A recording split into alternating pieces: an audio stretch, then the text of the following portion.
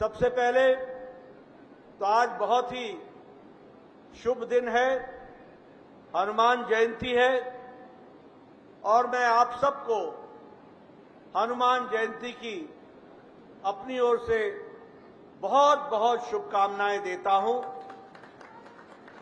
ओम हनुमंते नमः। मित्रों,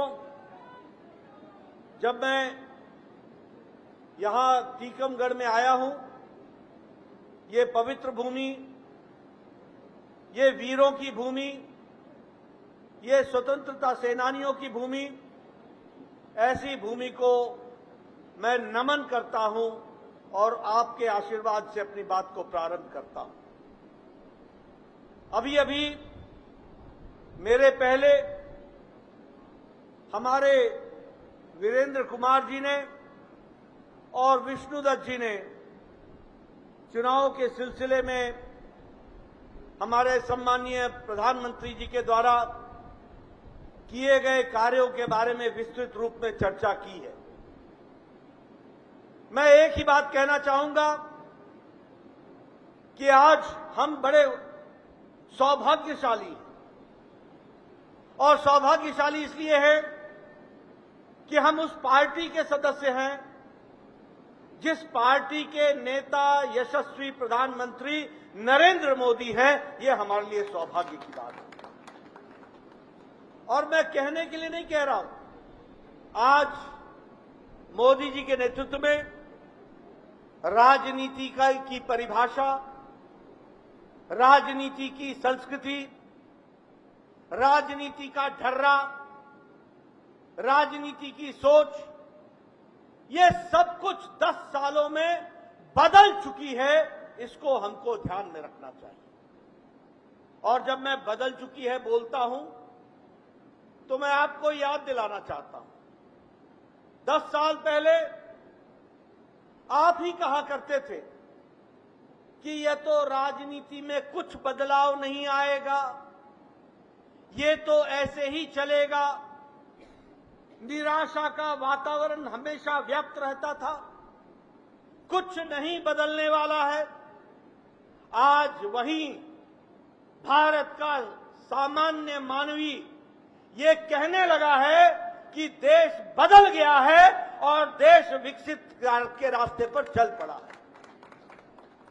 और इसीलिए ये वीरेंद्र कुमार जी का चुनाव नहीं है। आपने वीरेंद्र कुमार जी को चुनाव जिताने का संकल्प बना लिया, लेकिन यह चुनाव वीरेंद्र जी के माध्यम से विकसित भारत के संकल्प को पूरा करने का संकल्प का चुनाव है। यह भी हमको ध्यान में रखना है और इसीलिए हमें मजबूत सरकार, स्थिर सरकार और जो निर्णायक सरकार, जो निर्णय ले सके, ऐसी सरकार चाहिए। आपने 2019 में अपने ही उंगली से ईवीएम का बटन दबाकर एक बहुत महत्वपूर्ण फैसला आपने किया था और आपने वीरेंद्र कुमार जी को चुनाव जिता के भेजा था। एक स्थिर सरकार बनी। स्थिर सरकार बनने के कारण क्या फर्क आया? स्थिर सरकार बनने के कारण फर्क यह आया कि जो हम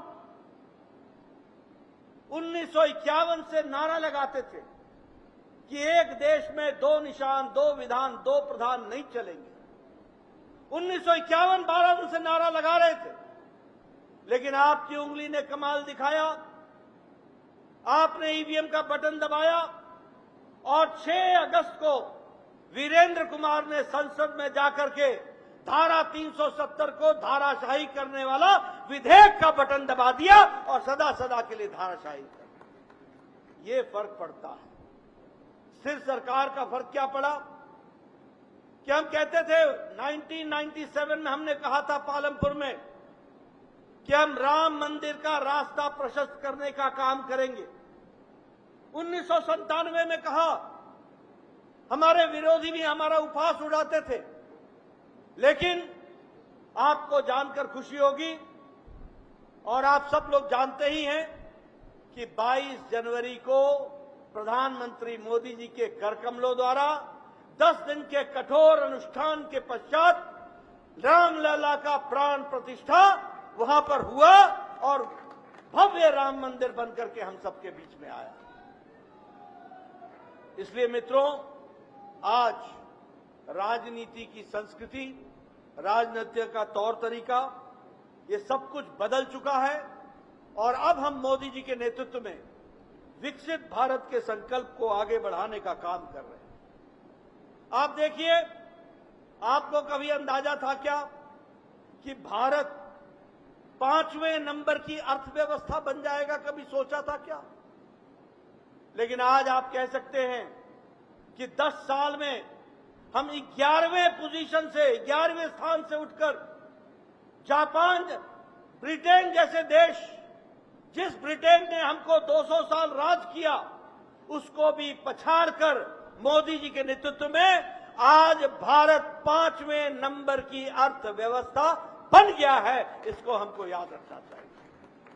और मित्रों, आप 2024 में 4 जून को फिर से वीरेंद्र जी को भेजेंगे, हम 400 पार करेंगे, मोदी जी तीसरी बार प्रधानमंत्री बनेंगे और भारत 2 साल के अंदर तीसरी सबसे बड़ी अर्थव्यवस्था बन जाएगा। इसको भी हमको याद रखना।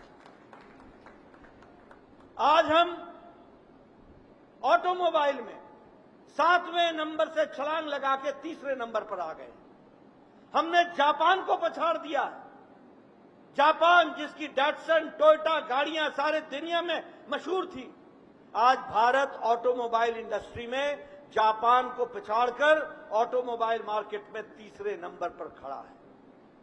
आज दवाइयों में भारत दुनिया को सबसे ज्यादा एक्सपोर्ट करने वाला दूसरे नंबर का देश भारत बन गया है। सबसे सस्ती और सबसे असरदार दवा आज कहीं बन रही है तो वो भारत में बन रही है और दुनिया में 138% हमारा एक्सपोर्ट बढ़ गया है। पेट्रोकेमिकल्स में हमारा एक्सपोर्ट 106% बढ़ गया है।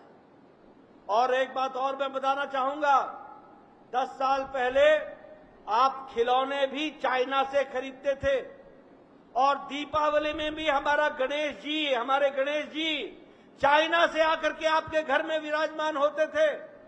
आज टॉय इंडस्ट्री में भारत तीसरे नंबर पर आकर के खड़ा हो गया, एक्सपोर्ट में तीसरे नंबर पर खड़ा हो गया। आज आपको खुशी होगी, आपके हाथ में मोबाइल है, सबके हाथ में। 10 साल पहले इसी मोबाइल पर लिखा होता था made in China, made in Korea, made in Japan. आज आप सबके मोबाइल पर लिखा हुआ है मेड इन इंडिया। ये अंतर है। एप्पल भी अब इंडिया में बन रहा है। विकास की दृष्टि से किस तरीके से काम को आगे बढ़ाया गया है वो आपके सामने है। स्टील के प्रोडक्शन में हम 4थे नंबर से दूसरे नंबर पर आ गए और उसी तरीके से विकास की दृष्टि से हम सब लोगों ने एक लंबी छलांग लगाई है। अगर मैं हाईवेज की बात करूं, कभी आपने सोचा था कि टीकमगढ़ भी हाईवे के नक्शे पर आएगा? आज वीरेंद्र कुमार जी के नेतृत्व में आपको नेशनल हाईवे की स्वीकृति प्रदान हो गई है। इसके लिए भी मैं आपको बधाई देना चाहता हूं। कभी सोचा था क्या? आज 1,65,000 किलोमीटर की सड़क 10 सालों में मोदी जी के नेतृत्व में बनी है।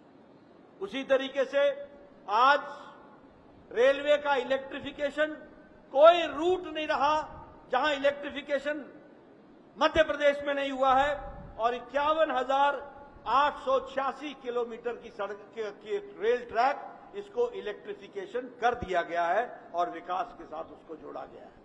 मैं यहां यह भी बताना चाहूंगा, आप बड़े भाग्यशाली हैं कि टीकमगढ़ में सिंगल लाइन में भी वंदे भारत चल रही है और वंदे भारत से आपको युक्त किया गया है।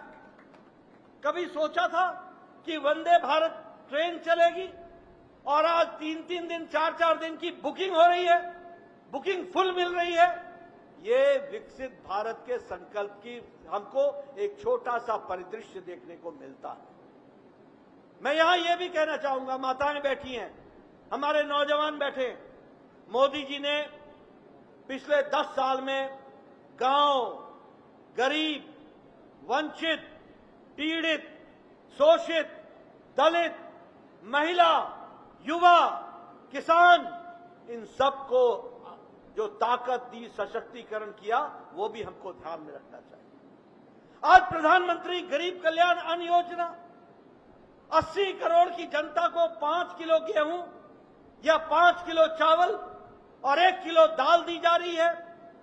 आज भारत में इसी प्रधानमंत्री गरीब कल्याण अन्न योजना के कारण आज भारत की गरीबी रेखा से नीचे रहने वाले 25 करोड़ लोग आज गरीबी की रेखा से ऊपर आ गए हैं। ये आज बदलता भारत है, इसको हमको समझना चाहिए। 25 करोड़ लोग आज प्रधानमंत्री किसान सम्मान निधि, जिसमें शायद 6,000 आप देते हैं, 6 आप 12,000 प्रधानमंत्री किसान सम्मान निधि में आपको मिल रहा है और 11 करोड़ में 80 लाख किसान हमारे किसान मध्य प्रदेश के किसान हैं, हमको याद रखना चाहिए। उज्ज्वला योजना में 82 लाख कनेक्शंस आपको दिए गए और जल जीवन मिशन में लगभग 55 लाख लोगों के हर घर नल, हर घर जल लगाने का कार्यक्रम चल रहा है। मैं यहां आपको प्रधानमंत्री आवास योजना की बात करना चाहूंगा। ये वीरेंद्र जी हैं, लंबे समय से एमपी हैं। ये हमारे विष्णुदत्त जी हैं, ये एमपी हैं। इनसे पूछिए, राजनीतिक कार्यकर्ता के हैसियत से मैं 1993 में एमएलए बन गया था और मेरा वीडियो 1993 में आकर के मुझसे कहा करता था कि नड्डा साहब बताओ, आपको इंदिरा आवास योजना में पंचायत में 2 घर मिले हैं, बताइए किसको, किस गरीब को देना है। मैं कहा करता था, भैया ये तू ही रख ले, मैं कहां बांटूंगा ये 2 घर एक पंचायत में, कैसे काम चलेगा? 1 अनार 100 बीमार कहां चलेगा? आज मोदी जी के नेतृत्व में 10 साल में 4 करोड़ पक्के घर बने, 4 करोड़ पक्के घर। पूछिए वीरेंद्र कुमार जी से, एक पंचायत में 40-40 घर बन गए, 50-50 घर बन गए। एक पंचायत में हम लोगों को 93-94 में 2-2 लाख रुपए आता था विकास के लिए। आज एक पंचायत में 6-6 करोड़ 5-5 करोड़ आ रहा है।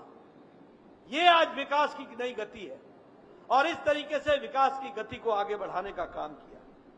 मैं यहां आपके साथ ये भी बताना चाहूंगा कि आप वीरेंद्र कुमार जी को चुनाव जिता के भेजेंगे और मोदी जी का संकल्प है कि अगले 5 साल में 3 करोड़ और पक्के घर बना करके दिए जाएंगे, 3 करोड़ घर बने। मैं यहां यह भी बताना चाहता हूं कि हम सब लोग एप्लीकेशन लिखा करते थे कि प्रधानमंत्री जी, मुख्यमंत्री जी, मेरे इलाके में एक गरीब किसान है, इसको कैंसर हो गया है, इसको बाईपास होना है, इसके हार्ट में नया वेल्व लगना है, इसमें 2.5 लाख रुपए का खर्च है, इसमें 2 लाख रुपए का खर्च है, कृपया देने की अनुशंसा करिए। हम 2.5 लाख मांगते थे, हमको 1.5 मिलता था। हम 1.5 मांगते थे, हमको 75,000 मिलता था। हम फिर 75,000 लोगों से इकट्ठा करते थे, तब जाकर के उसके जीवन को बचाते थे। आज आयुष्मान भारत में 10 करोड़ 74 लाख भारत के परिवार, 55 करोड़ लोग, भारत की 40% की आबादी, और वो आबादी जो गरीब है, रिक्शा वाला, ठेला वाला, रेड़ी वाला, फेड़ी वाला, सब्जी वाला, बस का ड्राइवर, बस का क्लीनर, ट्रक का ड्राइवर, ट्रक का क्लीनर, बस का कंडक्टर, लिफ्टमैन, होटल में वेटर का काम करने वाला, पल्लेदार जो बोझा उठाता है, जो कूड़ेदान से प्लास्टिक इकट्ठा करता है, जो हमारे बाल काटते हैं, ऐसे लोगों को, गरीब लोगों को मोदी जी ने हर साल 5 लाख रुपए का आयुष्मान भारत में हेल्थ कवर दिया। 5 लाख रुपए। बोलिए, आयुष्मान भारत में 5 लाख का हेल्थ कवर मिला ना? मिला ना? आप समझिए कि उस गरीब की स्थिति कैसी बदली है। और अब मोदी जी ने तय किया है वीरेंद्र कुमार जी को जिता के भेजना। इस देश में 70 साल से ऊपर कोई भी बुजुर्ग कोई भी बहन माता, कोई भी किसी भी आमदनी का, किसी भी वर्ग का, पैसे वाला हो या गरीब हो, हर कोई जो 70 साल से ऊपर का होगा उसको 5 लाख रुपए का हेल्थ कवर आयुष्मान भारत में दे दिया जाएगा। इस काम को किया जाएगा। ऐसे विकास के काम को आगे बढ़ाया गया। मैं यहां यह भी बताना चाहूंगा कि आपके तरफ से जो मध्य प्रदेश में टैक्स इकट्ठा होता है, उस टैक्स का जो हिस्सा आपको मिलता है, मोदी जी ने उसको 4 गुना बढ़ा दिया, 4 गुना बढ़ा दिया। मध्य प्रदेश के प्रति उसको आगे बढ़ाया। उसी तरीके से ग्रांट इन एड में आपको 4 गुना बढ़ा दिया गया है। यह भी आपको ध्यान में रहना चाहिए। यहां पर ये जो पेट्रोकेमिकल इंजीनियरिंग टेक्नोलॉजी, इसको भी ग्वालियर में इनॉग्रेट किया गया। एक बहुत बड़ा इंस्टीट्यूट आपको मिला। 14 मेडिकल कॉलेज आपको मिले। और मुझे खुशी है आपको बोलते हुए कि मैं ही जब स्वास्थ्य मंत्री था तब हम लोगों ने सैंक्शन किया था, और आज उसकी बिल्डिंग टीकमगढ़ में भी मेडिकल कॉलेज खुल रहा है। इसके लिए आपको ध्यान दें। और टीकमगढ़ में भी खुल रहा है और छतरपुर में भी खुल रहा है। छतरपुर में भी मेडिकल कॉलेज खुल रहा है। यहां किसान भाई बैठे हैं। कभी सोचा था कि केन बेतवा प्रोजेक्ट ये मिलेगा हमको? जिस बात की चर्चा हमारे विष्णुदत्त जी कर रहे थे, आने वाले समय में टीकमगढ़ ये सारा इलाका हरियाली से भर जाएगा और यह सारा इरिगेटेड लैंड होगा केन बेतवा के कारण। और आपको मालूम है कितना खर्च हो रहा है? 44,500 करोड़ रुपए। 44,500 करोड़ रुपए प्रधानमंत्री मोदी जी ने केन बेतवा के माध्यम से ये प्रोजेक्ट को इस तरीके से आपको देने का प्रयास किया है। और इसी तरीके से नए नए प्रोजेक्ट्स के तहत आपको जोड़ने का, जो आगे बढ़ाने का काम है, उसको प्रधानमंत्री जी ने किया है। मैं यहां ये बोलना चाहूंगा कि चाहे वो लखपति बहन हो या लखपति दीदी हो या लखपति हमारी लाडली लक्ष्मी योजना हो, ये सारी योजनाएं महिला सशक्तिकरण कर रही हैं और महिलाओं को ताकत दे रही हैं। मेरा आपसे निवेदन है कि हमने आपके सामने एक लंबी लिस्ट, अगर मैं विकास के कामों की बात कहने लगूं तो लंबी कहानी है। मैं कहता रह जाऊंगा, आप सुनते सुनते थक जाएंगे, लेकिन कहानी समाप्त नहीं होगी।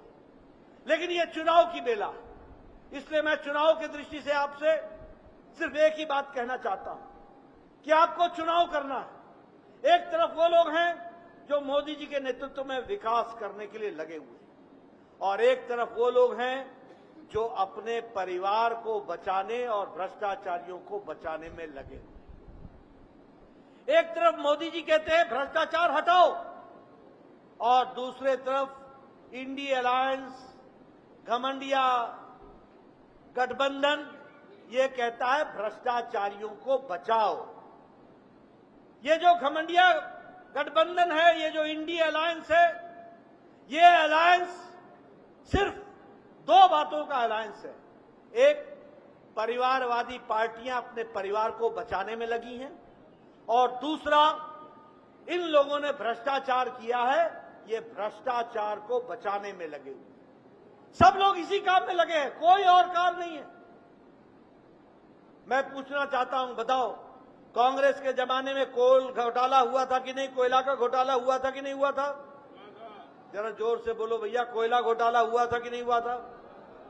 आप बताइए, कांग्रेस के जमाने में पनडुब्बी का घोटाला हुआ था कि नहीं हुआ था? आप बताइए, कांग्रेस के जमाने में हेलीकॉप्टर ऑगस्टा वेस्टलैंड का घोटाला हुआ था कि नहीं हुआ था? आप बताइए, कांग्रेस के जमाने में चीनी का घोटाला हुआ था कि नहीं हुआ था? चावल का घोटाला हुआ था कि नहीं हुआ था? कॉमनवेल्थ गेम्स का घोटाला हुआ था कि नहीं हुआ था? हमारे 2G 3G का घोटाला हुआ था कि नहीं हुआ था?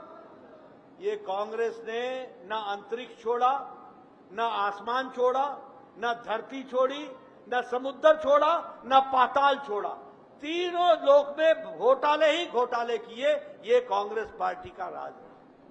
आप बताइए, मुलायम सिंह के बेटे अखिलेश ने गोमती रिवर फ्रंट का घोटाला किया कि नहीं किया? आप बताइए लैपटॉप का घोटाला किया कि नहीं किया? फूड ग्रेन का घोटाला किया कि नहीं किया? आप बताइए ये केजरीवाल ने शराब का घोटाला किया कि नहीं किया? आप बताइए दवाई का घोटाला किया कि नहीं किया? आप बताइए डीएमके के नेताओं ने बालू का घोटाला किया कि नहीं किया?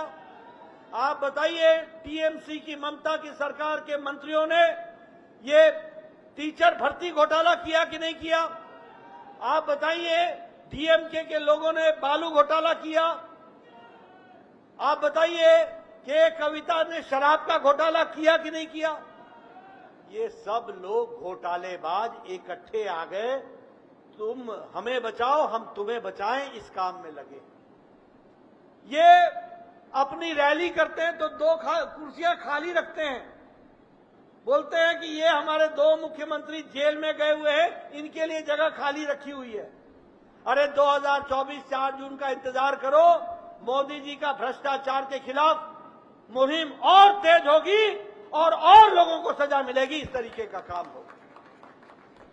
आप बताइए राहुल गांधी बेल पर है कि नहीं है? बताओ भैया, बेल पर है कि नहीं है? सोनिया गांधी बेल पर है कि नहीं है? पी चिदम्बरम बेल पर है कि नहीं है? कार्तिक चिदम्बरम बेल पर है कि नहीं है? संजय सिंह बेल पर है कि नहीं है? लालू यादव बेल पर है कि नहीं है? डीएमके के नेता बेल पर है कि नहीं है? टीएमसी के नेता बेल पर है कि नहीं है? आप बताइए अरविंद केजरीवाल जेल में है कि नहीं है? आप बताइए मनीष सिसोदिया जेल में है कि नहीं है? आप बताइए सत्येंद्र सिंह जेल में है कि नहीं है? आप बताइए आजम खान जेल में है कि नहीं है? आप बताइए के कविता जेल में है कि नहीं है? आप बताइए ये टीएमसी के मंत्री जेल में है कि नहीं है? आप बताइए ये डीएमके के मंत्री जेल में है कि नहीं है? ये आधे बेल पर है और आधे जेल में है।